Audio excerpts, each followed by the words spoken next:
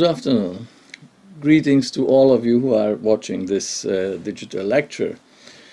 My name is György Szőnyi, and I'm a professor emeritus at the University of Szeged from the Department of English. You might ask what's my role and what's my message in a course which is called Placebo, which is clearly a medical term, and I guess that most of the participants in this course are coming from the field of medicine or related to that. Well, hopefully it will turn out in a couple of minutes as I start this talk, and you will see that I am going to use the word placebo in a slightly unorthodox way. Well, let's see. What do we see on the opening page of my PowerPoint? You can see the title, and under placebo you read Belief, Enthusiasm and Magic in Early Modern England. Again, a lot of question marks, I guess, you may put to this title. What's the connection between early modern magic, English magic, and placebo, and what is exactly enthusiasm, which is mentioned in the title? Hopefully everything will be clear in a couple of minutes. There are three pictures you can also watch on this title page. One is an angel, imaginary being, or real beings. Even today, but obviously for many, many centuries in Europe and in the so-called Western world, but we could mention other cultural spheres like the Islam or whatever religion we think of, supernatural beings were populating the world, the cosmos, and the imagination of the people. So there will be references to angels in this talk. On the second picture, you see a couple of strange objects which are actually exhibited in the British Museum. I myself took this picture in one of the glass boxes of the museum, and in the far back you see a crystal ball which was used for magical purposes in the early modern period. By the help of this crystal ball, practitioners tried to evoke supernatural beings, either demons or angels, and gain information from them. In front of the crystal ball you see wax seals, and these wax seals, as well as the crystal ball, belong to a very famous Englishman who lived in the 16th century in the time of Queen Elizabeth I, and his name was John Dee. John Dee, as I shall tell a little bit about him, was one of the practitioners of this kind of magical aspirations. He tried to contact angels and learn from them vital information about various things. On the third picture, you see a pretty horrifying scene. There are two elderly gentlemen, and in front of them there's a spirit. You can see that we are in a cemetery, and the spirit or ghost is coming out from one of the graves, while the two elderly gentlemen are standing in a protective magical circle, and from there they try to command this ghost.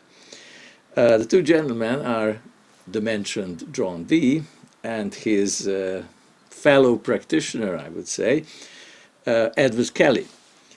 Now, actually, this is a totally imaginary scene, as people remembered them in the 17th and 18th centuries, as far as we know, and there are a lot of historical evidence about their activities. They never ever went to a cemetery, and they never ever tried to evoke a ghost, as opposed to real practices when they try to evoke angels and talk to them. You may guess by now what kind of placebo I want to talk today. But let's see before that a few definitions, modern and mostly medical definitions of placebo. I guess that every lecture, every talk in this series, in this course, started with the kind of definition of placebo. I also need such definitions to be able to depart from that starting point. First definition, these are from the internet, and these are very, very kind of common, not particularly professional definitions, but very well functioning in the so-called common knowledge. A medicine or procedure prescribed for the psychological benefit to the patient rather than for any psychological effect. So this puts the stress on the physical or physiological aspect. You know that somebody, as you can see on this drawing in the corner of the slide, somebody takes a drug, another person takes a placebo, but he or she thinks that it's the same drug. And the question is if the effect will be the same or not. And this is how they are actually, scientists are testing the efficiency of certain drugs. The second definition is similar to that. A placebo is any treatment that has no active properties, such as a sugar pill. There are many clinical trials where a person who has taken the placebo instead of the active treatment has reported an improvement in symptoms. Belief in a treatment may be enough to change the course of a person's physical illness. So, interestingly, here we are connecting the physical and physiological aspects of the drugs to a certain psychological reaction, that the patient believes that he's taking the real drug, and that can beneficially affect his or her well-being. This is pretty interesting, and we are moving towards the terrain of psychological placebos, and this is really the kind of core of my talk today. The third definition is very interesting from a different viewpoint, and this is the ethical. It is generally agreed that placebo is unethical when its use is likely to result in irreversible harm, death, or other serious morbidity.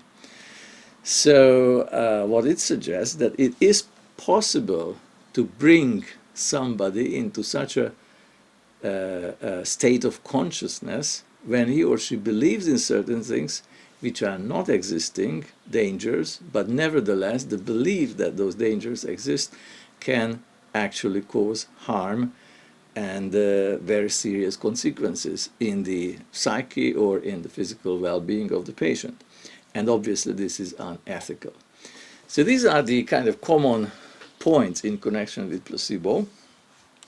And I would like to move to a seemingly different terrain now, and you will see how it connects to placebo.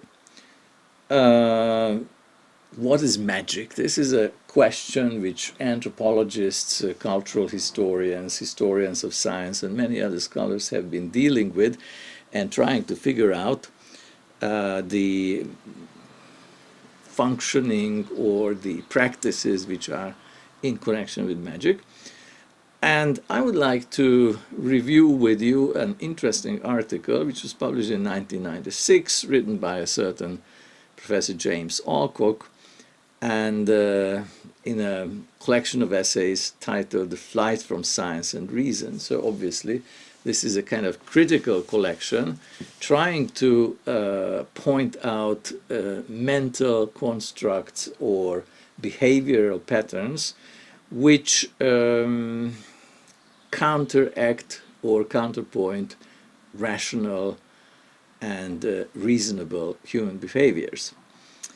The propensity to believe is an article dealing with the question, why do we believe in such things which reasonably we shouldn't believe in?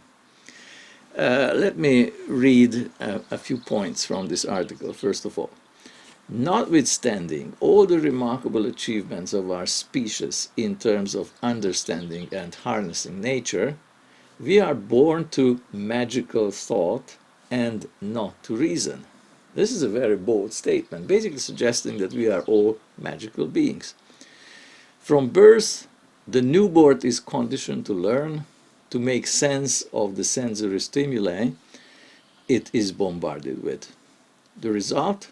A gradual development of an internal representational model of the outside world. So experiences are bombarding us, including information we get from our peers. So a child is obviously learns a lot from the parents first, then from the schools, etc., plus experiences, personal experiences. And all this develops into a representational model of the outside world.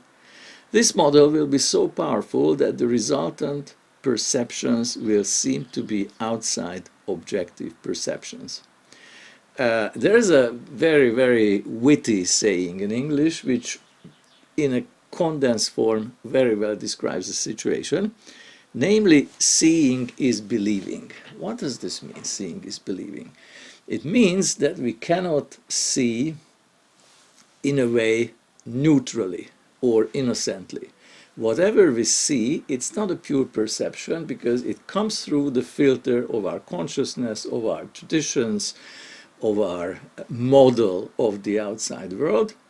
Basically, it means that we are constructing reality. There is no objective reality. Well, there is objective reality, of course, but we cannot really have access directly to objective reality because we believe, we only can see what we believe in or what we know about. So this is pretty fascinating, and a lot of cognitive sciences and cultural histories are dealing with this question.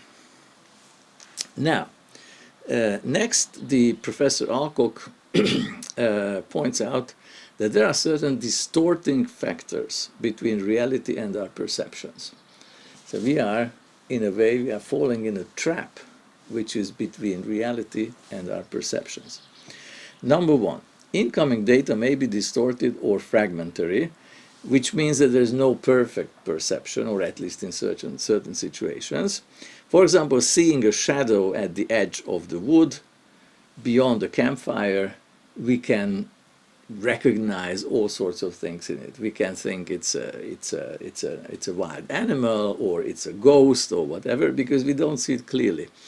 Our perception is blurred, and our imagination fills up, in a way, upscales the perception, and very often the result is pretty distorted. Second is that our attention is selective. We don't notice absolutely equally everything. We are conditioned to be aware of certain things, and when it happens, we may neglect other aspects, and of course that can also distort the truthfulness or the validity of the perception. Number three, our perceptual apparatus constantly and automatically seeks meaningful patterns among the myriad stimuli reaching it. So we are bombarded by all sorts of stimuli, and that's chaotic, and we try to make out meaningful, reasonable patterns out of that.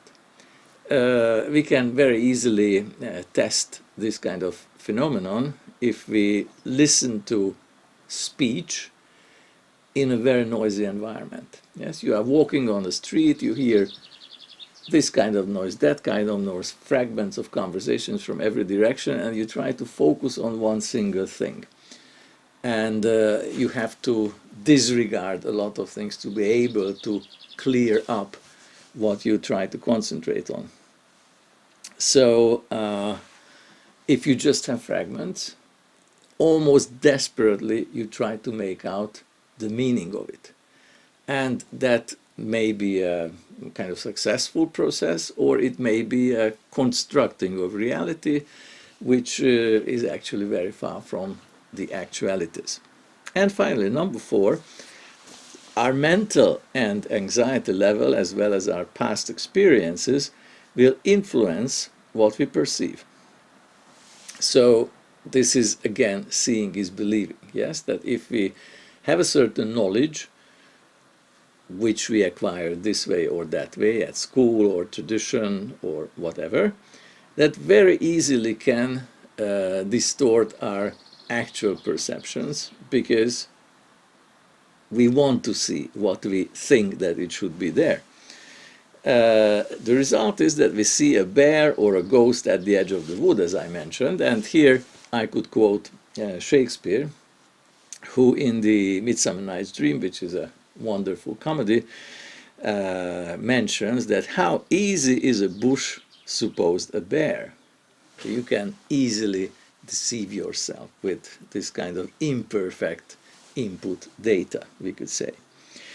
And finally, Alcock says that under some conditions, perceptions have little to do with the outside world. We are prone to dreams, nightmares, and those also can result in false beliefs. That was the kind of modern theoretical framework to those phenomena what I'm going to talk about now, which are cultural historical data. It's a story from the 16th century, a pretty amazing story, I would say, and you will see that that it has got something to do with placebo. Okay, first part is over. Let's move to the second part. Well, so on this next slide, you see the most important data about my hero, the mentioned John Dee. He had a university diploma, went to the University of Cambridge, and acquired his BA and MA there in 1548. He had an amazing amount of travels during his long life. He was born in 1527 and died in 1609, so basically 80 years old, which was a very long lifespan in the early modern period. And after getting his diploma, he went to Paris, and in the Low Countries he continued his studies. And actually in 1551 he was invited to give a public lecture on the geometry of Euclid, the classical philosopher, at the University of Paris in the Royal College. So that was a huge achievement. And at the same time he started collecting his library. Eventually he acquired 4,000 books and rare manuscripts in his library, which again was a very, very sizable library, one of the largest private libraries in England and even on the continent in the age of humanism, where learned people were busy collecting books. It was a sizable library. He became more and more interested in the occult arts. So he started from science, but eventually moved in the direction of esoteric philosophies, and finally, interestingly, in magical practices. His occult expertise was shown in 1559 when he was asked to determine the astrologically suitable day for the coronation of Elizabeth I. Usually Elizabeth is mentioned in the history books that her reign started in 1558, but the actual coronation happened early next year because of this necessary astrological constellation. In 1562-64 he again was traveling on the continent, and he went as far as Pozsony, which is today's Bratislava, the capital of Slovakia, but at that time it was the capital of Hungary. And there was the coronation of Maximilian II as Hungarian king, Habsburg emperor otherwise. And he was so much impressed with this coronation. As we know, he made acquaintances with a number of noblemen, including Hungarian noblemen, that 2 years later he wrote a very mysterious, very interesting book in 1564, the Monas Hieroglyphica, and he dedicated it to the Emperor Maximilian II. Returning to England, he became an important personality in the so-called Elizabethan think tank, which meant a number of courtiers who were interested in geography, in the imperial projects, how to make Britain stronger and stronger, how to fight against the Spanish, and which culminated in the Spanish Armada in 1588. And John Dee became tutor to several young and promising aristocrats, like Philip Sidney, who is mentioned on the handout. And also he used his library as a kind of, well, basically he provided his library at the disposal of his students and the various courtiers. In 1570 he published, well, actually not he published, but he contributed to the publication of the Geometry of Euclid, about whom he had been lecturing in Paris in 1550-51. So there was an English translation of this very, very important geometrical work, and he wrote a huge preface to it. It's a very sizable, almost a book-length study, and it is remembered as the mathematical preface. Now, the importance is that although most of the time he wrote in Latin, this work is in English, and basically this is one of the important kind of scientific publications of the period, not only interesting for its subject, but also for its vocabulary and grammar, that he tried to create a kind of English scientific language in the time when still Latin was dominating the language of science. In 1583, or around 1586, something very strange happened to John Dee. He started giving up on science and more interested in not only esoteric philosophies, but actual magical practices. And this is when the so-called angelic conversation started. I'm going to talk more about that in a few minutes. Between 1583 and 1809, he was again traveling in Central Europe. He tried to sell his magical knowledge to even the highest ranking rulers of the region. In Krakow, he met Stephen Batory, the Polish king. In Prague, he was given an audience with Emperor Rudolf II, and he also made friends with various aristocrats, and finally ended up in the court of William Rosenberg, who was a Czech magnate, and previously he was hosted by Albrecht Łaski, a Polish magnate. Finally, he returned to England in 89, and his last decades were not so happy, actually. He tried to re-establish himself in the Elizabethan court, but for a long time he was away, so somehow his place was in a way filled. Finally, after struggles, he got not a terribly lucrative position. He became a warden of a school in Manchester. Manchester is pretty far from London, and he was very much a London-based person.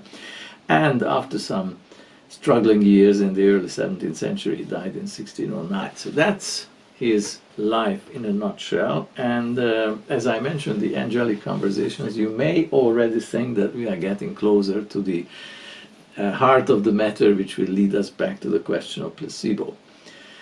John Dee's reputation is very, very interesting. On the one hand, he was pretty famous, and even decades after his death, or even centuries after his death, he was mentioned as the mathematician, the famous mathematician.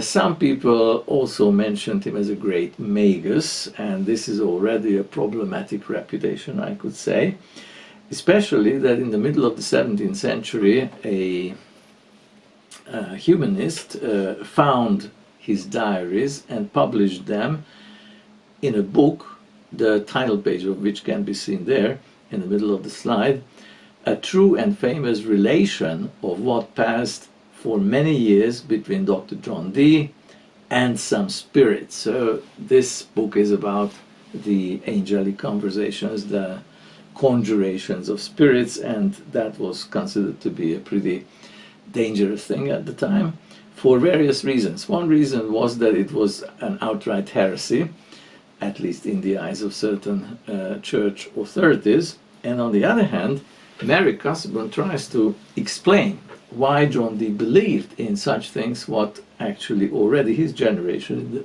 in the 17th century could hardly believe. And he says that John Dee became an enthusiast. Now, enthusiast is a typical, interesting, early modern term, which basically means that a madman, lunatic, who has some fixed ideas, blurring his rational thinking and clear sight of the world. From this, which was not a very positive term, but still it was a kind of medically explainable term, just one step is to becoming a charlatan. And some people called John Dee a charlatan, who was basically cheating, making up his visions and prophecies and whatever. Eventually also became a literary hero. And up to today, as you're going to see in a second on my next slide, he is still a very famous and very intriguing personality for various reasons. Obviously, these angelic conversations are very important, and we'll also mention a pretty shocking episode in his life, but I'm not giving a spoiler yet. Now, what else do we see on this slide? The first picture shows John Dee and Queen Elizabeth. This is, of course, a kind of fantasy picture, but obviously the Queen had a very great interest in John Dee. She even personally visited him in his house in the outskirts of London, not terribly far from the royal palace of Hampton Court. Under that picture you see a monograph by an English historian, Robert Evans, who became pretty famous with this monograph in the 1970s, and he was the first who kind of highlighted John Dee as a very manifold, ambiguous character who is important in science history as well as in the history of esotericism. And this was a subject which not many historians of science shared at that time, except for one very famous lady, Frances Yates, who wrote very, very influential books, and she actually influenced to some extent Robert Evans as well. Down there you see a picture of the Wawel Palace in Krakow, and as I mentioned, John Dee on several occasions visited Stephen Bathory, the Polish king, and tried to sell him his prophetic connections with the angels. In the lower middle of the picture you see the so-called Great Seal of John Dee, which was used for the magical practices with the angelic conversations. And on the right side again you can see that picture which I've already showed from the title page of my slideshow, this pretty, I would say, vicious hearsay and gossip, bringing Dee and Kelly into this very, very dubious practice of raising the dead in the cemetery. I must tell you that this book, which is in the middle of the page, The True and Faithful Relation, very, very greatly contributed to this image of the charlatan, image of the black magician of John Dee. Now, a few pictures about the more contemporary reputation of John Dee. Some of you may have heard about Aleister Crowley, who in the first half of the 20th century was a very famous magician and New Age or neo-esoterician. Derek Jarman, the famous English film director, made a film in 1978 titled Jubilee, which is about Elizabeth and the Elizabethan age, in a pretty surprising manner, I would say. It was a kind of a film of modernism. And in the film Jubilee, John Dee has a very important role as an advisor of the Queen. And on this picture you can see John Dee with the strange cap as approaching up to the Queen. On the right side you see a novel, but this is just one novel of many, many novels in which John Dee is a character, smaller or bigger character, by Peter Ackroyd, who is a contemporary British novelist, and his famous novel The House of Dr. Dee is again pretty interesting. But one of the most grandiose cultural representations in the memory of John Dee is an opera titled Dr. Dee, which was performed, which was shown in London in 2011, and the famous rock musician Damon Albarn composed the opera. I was lucky enough to see this opera in London, and it was a visually absolutely fantastic production. So John Dee is still with us, and people are speculating about him, and artists take inspiration to recycle or rework some episodes of his life. Now, he's famous for a number of things: philosophical treatises, mathematical speculations, the mathematical preface, as I mentioned, but of course the real fame comes from the angelic magic, the angelic conversations. When we talk about early modern science, most of the time we have a paradigm which is a kind of evolution or development from superstitions, magic, certain religious ideas, and then comes rationalism and the Enlightenment, and finally the rational mind and science kind of wins, or at least this was a paradigm promoted by science historians for a long time. Today, these beliefs are quite strongly shaken, but this is not the time and place where I should talk about that. However, when we look at the career of John Dee, we see exactly the opposite kind of evolution or development in his thinking, in the development of his mind. He started with fairly rational mathematical studies, even became famous with the explanation of geometry, as I mentioned. Then he turned to astrology. From astrology, he turned to Neoplatonic mysticism. And finally, this ceremonial or angel magic. Now, how should we explain this to ourselves? It would be a great simplification to say that, well, he was losing his mind or something like this, although some science historians try to argue this way. Let's go back in the 16th century and place ourselves in the mind of a scholar. Even the most rationalistic scholars were religious.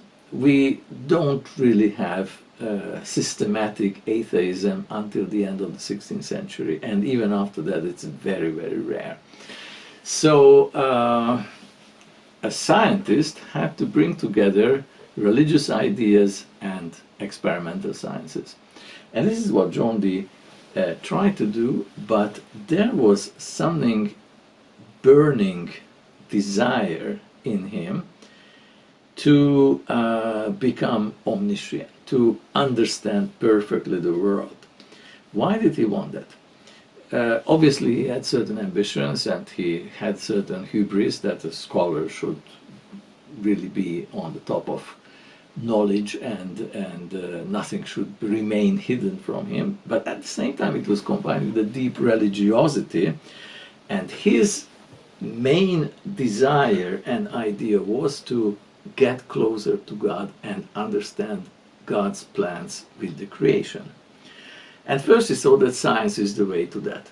Then he got disappointed in that. Then he thought that astrology, which deals with the power of the stars and a kind of connection between the material world and the transcendental world, would be useful.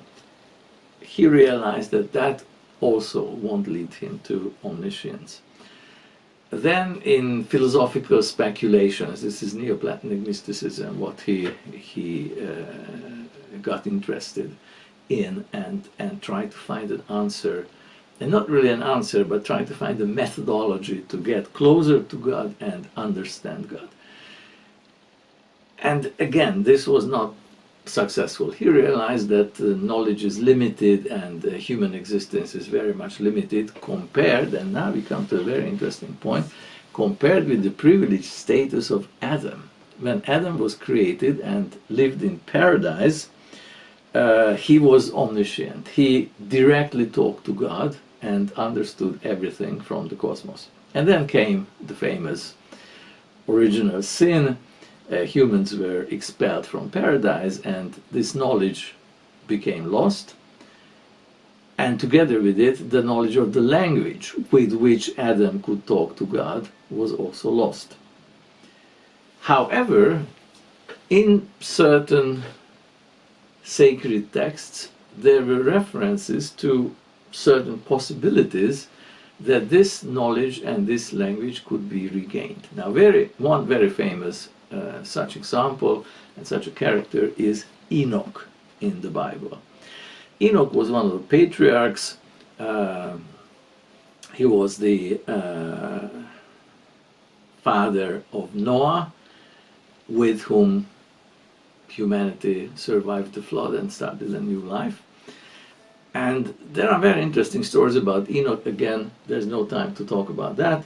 But the point is that in the Bible, we learn about Enoch that he was taken by God. So he didn't die naturally, but all of a sudden he disappeared, and the angels of God took him up to heaven.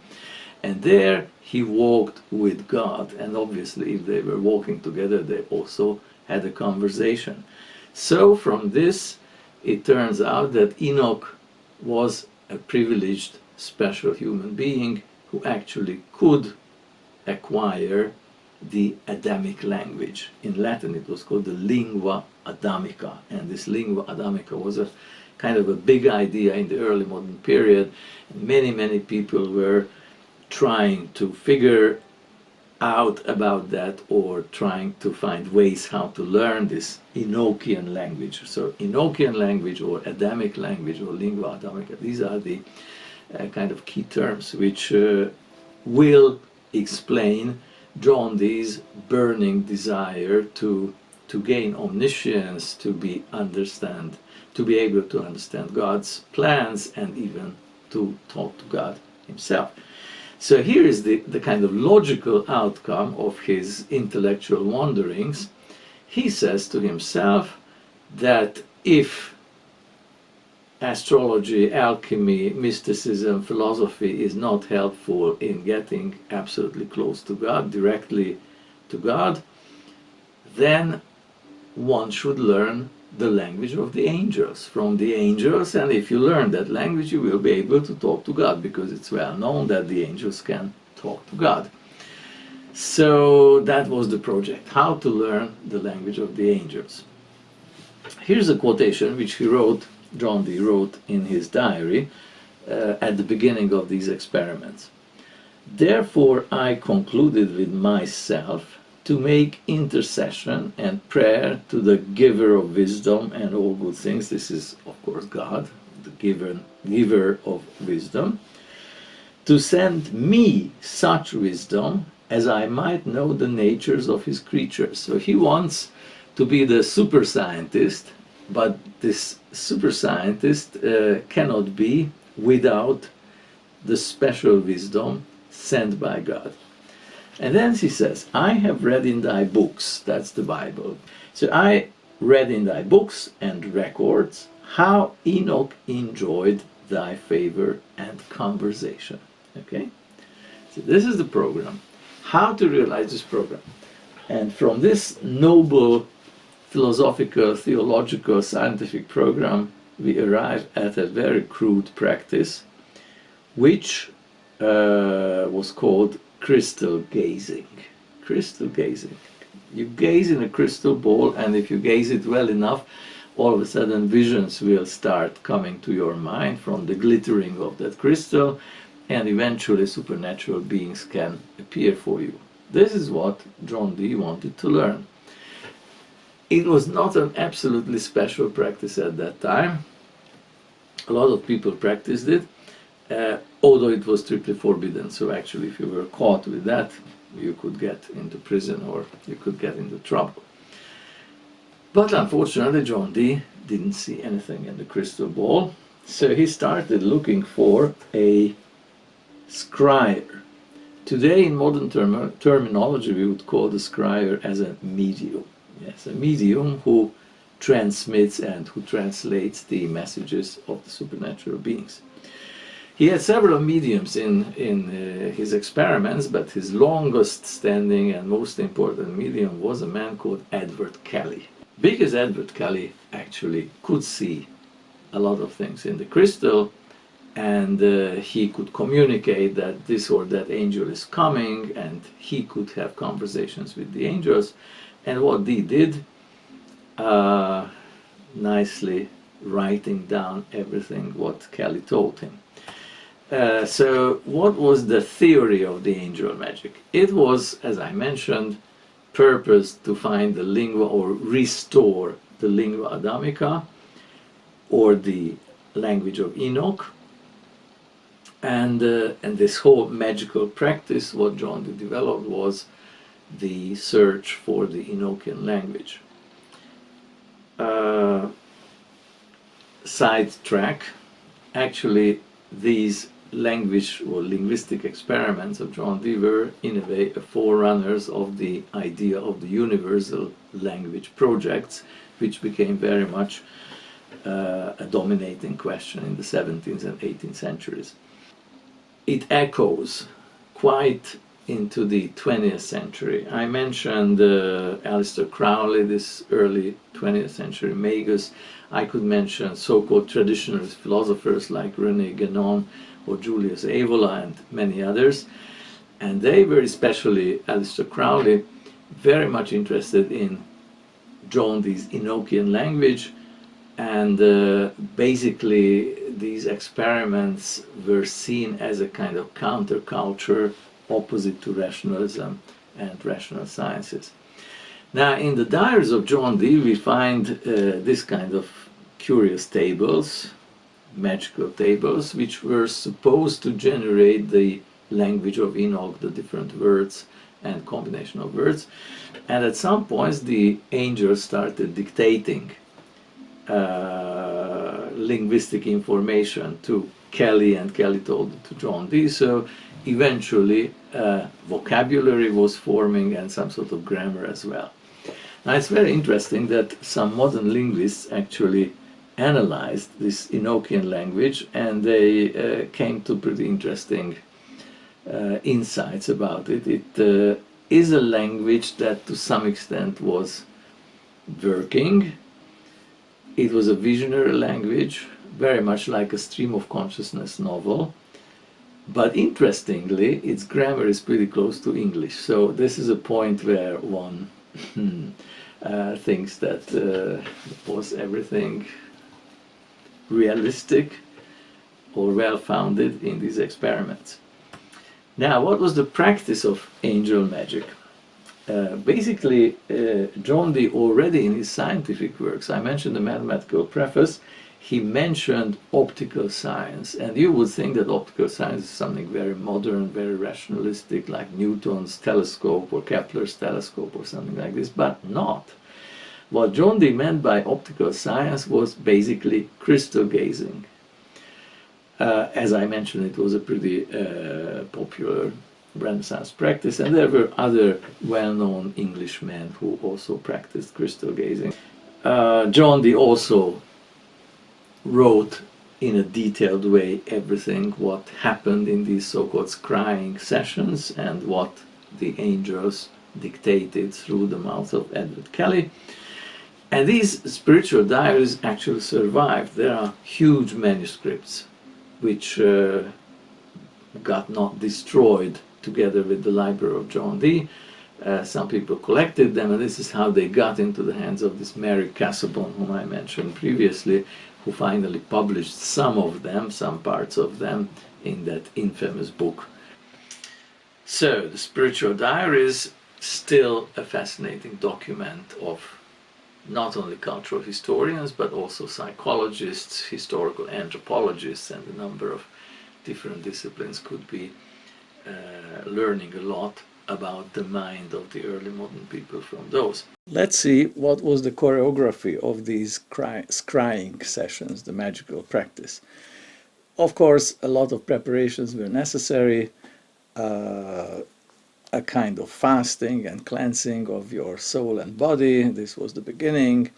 Then when you started preparing for the actual practice, you had to say prayers. Then you had a table with a white cloth on it. On the table you placed the crystal ball and the magical seals.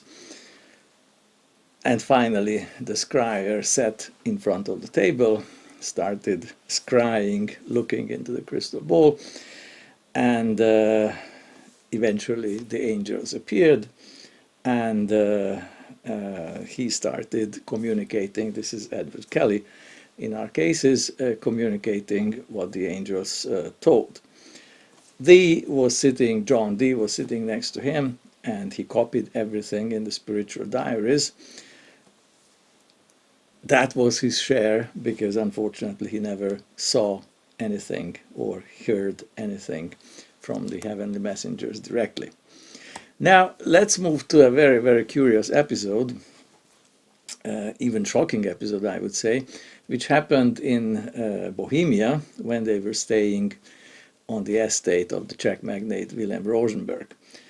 Just a little update on the chronology. So the angelic conversations began in 1583, and this is the year when the Polish nobleman came to London, Albrecht Lasky, and he invited Dee and Kelly and their families to Poland. Of course, his main purpose was to engage in alchemical experiments, and he hoped that the English adepts would produce gold, which of course did not happen. So eventually the relationship became rather strained between them, and Dee decided to move on and try his luck with Emperor Rudolf in Prague. They moved to Prague. Dee got a chance to have an audience with Emperor Rudolf. Unfortunately, it didn't come out very well. Since Dee wrote everything down in the spiritual diaries, we exactly know what was the kind of conversation between the emperor and him. Dee introduced himself as a famous mathematician, then he started talking about the visions and prophecies, and eventually the prophecies turned out to be rather frightening for the emperor. Dee suggested that the angels would throw him from his throne, and actually God would step on his breast unless he was following the requirements and the orders what the angels would give to him.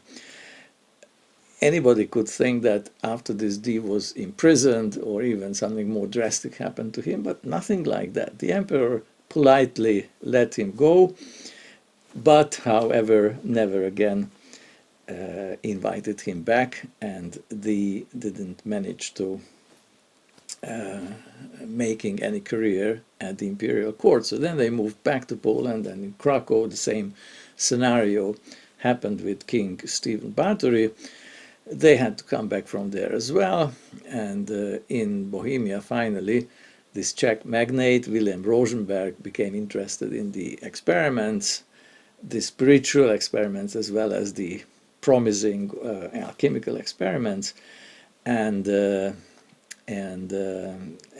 they moved to his estate in Trebona or Třeboň in today's Czech Republic, and they stayed there for quite a long time.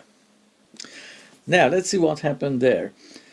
The angelic sessions were going on, alchemical experiments were going on, and on the 18th of April, a pretty horrifying message came from the angels. The angelic messenger called Madimi, one of the recurring angels who appeared in the crystal ball, demanded that they change their wives, not only in spiritual sense, but in the carnal sense as well.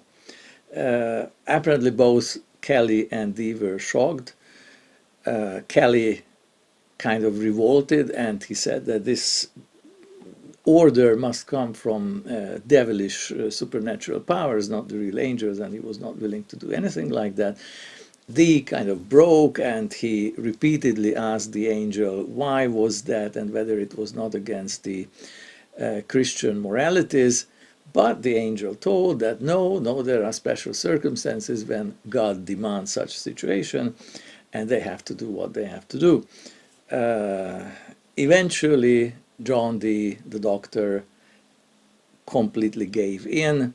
He felt that he had to follow the divine order and managed to convince the very, very reluctant Kelly to actually do what was asked from them. So a couple of days later, on the 21st of April, Dee wrote in his diary, which you can read on the slide. Thus I am resolved, O Almighty God, as concerning the case so hard to flesh and blood to be resolved in, thus I desire that we all four might with one mind and consent offer and present unto thee this writing as a vow, promise, and covenant, if it so please thy divine majesty to accept it. The divine majesty is, of course, the Lord God, And they put all this into writing, and all four of them, the two men and the two wives, signed it. On the 3rd of May, they again signed the covenant, and in that covenant, which also survives, we read, "Hereupon Edward Kelly and I," that is John Dee, "went into the chapel to the holy table. I read over the covenant before the Divine Majesty and his holy angels." And again, a couple of weeks last, and on the 21st of May, very laconically, Dee writes in his diary, "Pactum factum," which means that it has been completed, the order has been completed. And there's one more interesting entry in John Dee's diary. On the 17th of June, he wrote in his diary with a secret Greek letters, but interestingly in English, but with Greek letters, "After this full moon, Jane had them not," referring to the menstruation. So Jane became pregnant, and may very well be that the father was Kelly and not Dee, after that episode I was just outlining. And in 1588, February, so 9 months later, John Dee's second son, Theodore, was born. By the way, Theodore means the gift of God. And as I say, we don't know who was the father. Well, I'm coming to my conclusion. The question is whether this wife swapping, as scholars usually refer to this episode, resulted from a placebo effect, namely that Dee firmly believed what was an apparition or a kind of illusion communicated to him by Edward Kelly. How far was Dee willing to go in order to gain omniscience? He felt that this was a sacrifice he had to make in exchange for the divine wisdom, what he was gaining from the angels and from God.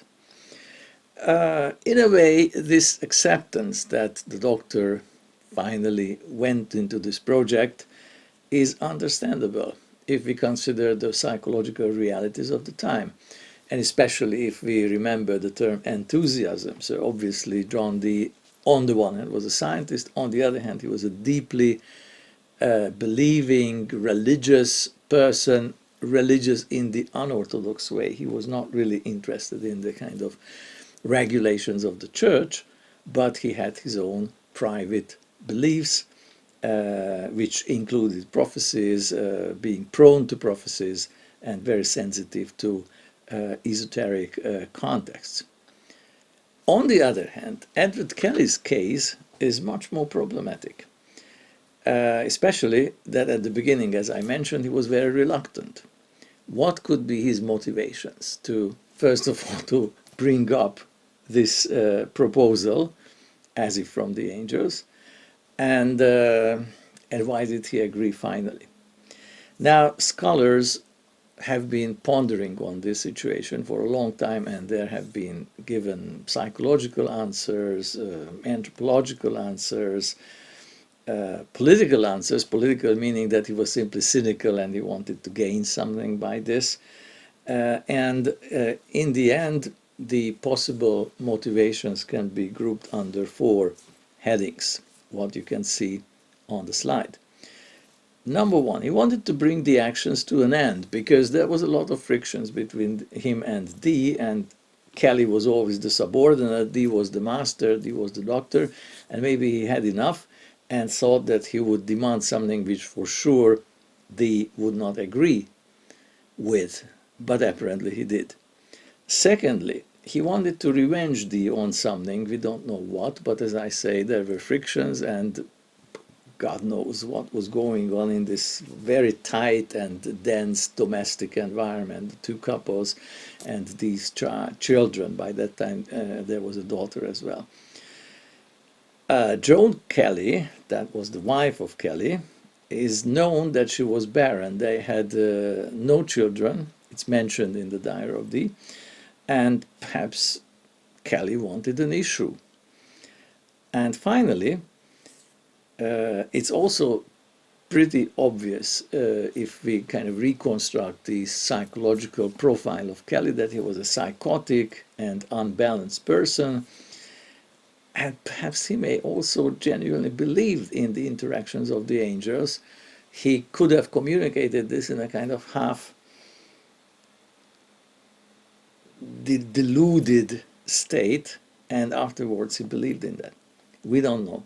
It's pretty fascinating, and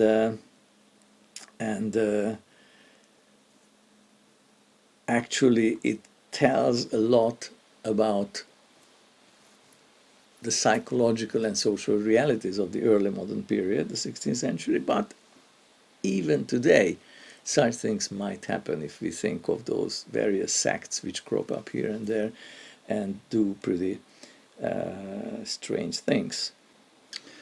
Well, with this, I've come to my conclusion.